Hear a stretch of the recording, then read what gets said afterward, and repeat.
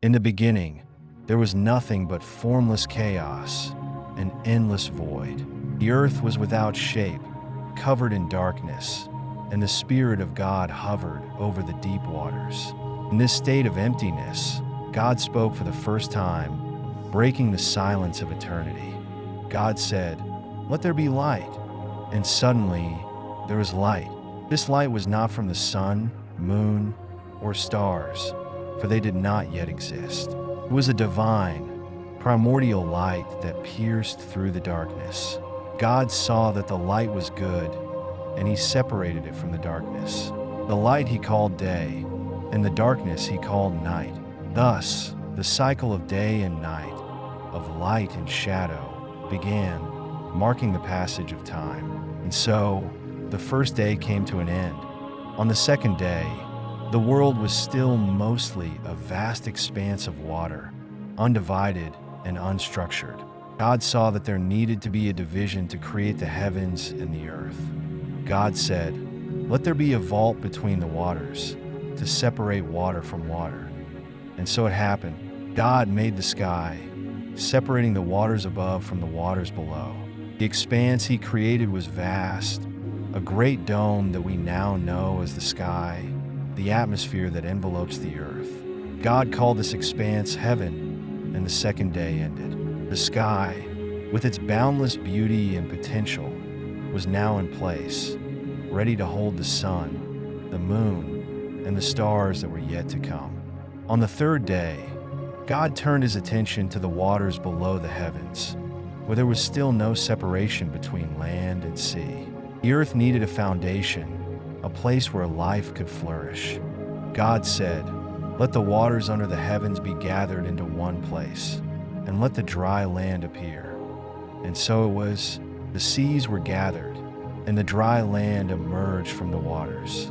God called the dry land earth, and the waters he gathered together he called seas. He looked upon this new creation and saw that it was good.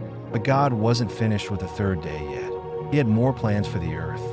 God said, "Let the land produce vegetation, seed-bearing plants and trees that bear fruit with seed in it, according to their kinds." And the earth responded. Green plants began to sprout from the soil, covering the barren ground with life. Grass, herbs, and trees of every kind sprang up, each producing seeds and fruit, ensuring that life would continue to reproduce and flourish. The earth was now alive, filled with the beauty of plants and trees, each serving a purpose in the grand design of creation. And so, the third day came to an end. Though light had already been created, the world still lacked a proper system to govern time and seasons. On the fourth day, God set out to complete this cosmic order. God said, "Let there be lights in the vault of the sky to separate the day from the night, and let them serve as signs to mark sacred times and days and years." And so God created the two great lights, the greater light to rule the day, the sun, and the lesser light to rule the night, the moon. He also created the stars, placing them in the vastness of the heavens to give light to the earth, and to serve as markers for the passage of time, seasons, days, and years. These celestial bodies would guide humanity, determining times for planting and harvest, for rest and for labor. God saw that it was good, and thus ended the fourth day. On the fifth day, God turned his attention to filling the earth with life. The land was covered with vegetation, but the seas and the skies were still empty. God said, "Let the waters teem with living creatures, and let birds fly above the earth across the vault of the sky." And so, the waters began to stir with life. Fish of every kind, from the smallest to the most majestic, swam through the seas. Mighty creatures filled the oceans, and birds of every species took to the skies, soaring above the earth in the new heavens. God blessed them, saying, "Be fruitful and multiply, and fill the waters and the seas, and let birds multiply on the earth." The world was now filled with the sounds of life, as the seas and skies came alive with movement. And thus ended the fifth day. The sixth day of creation was a day of extraordinary importance, for it was on this day that God completed his work of filling the earth with life. The land, which had been barren but for plants, was about to be filled with living creatures. God said, "Let the earth bring forth living creatures according to their kinds, livestock, creatures that move along the ground, and wild animals, each according to its kind."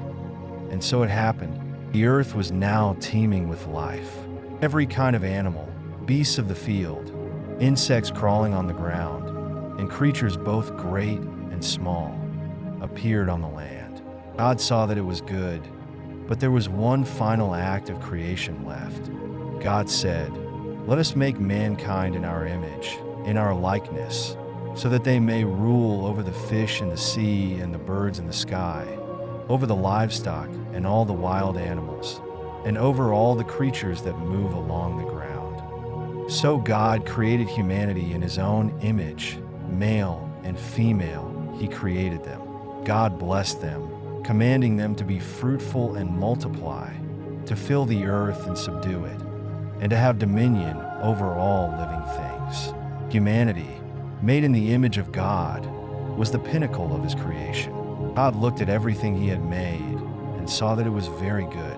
Thus, the sixth day came to an end. On the seventh day, God rested from all his work.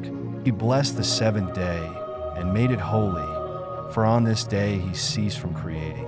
The universe, in all its vastness and beauty, was now complete. In these 6 days, God had transformed chaos into order, darkness into light, and nothingness into a world filled with life, beauty, and purpose.